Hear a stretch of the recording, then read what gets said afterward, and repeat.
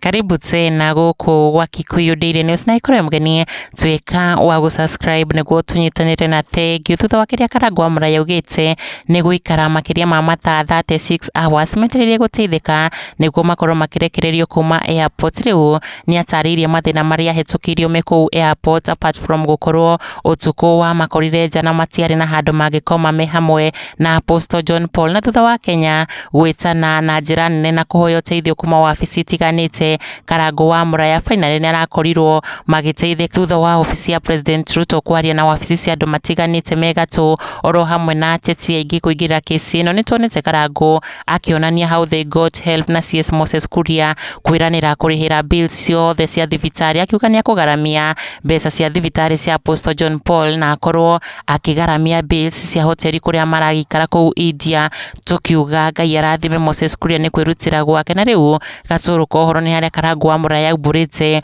ũndũ ũrĩa ũmũrakaritie mũno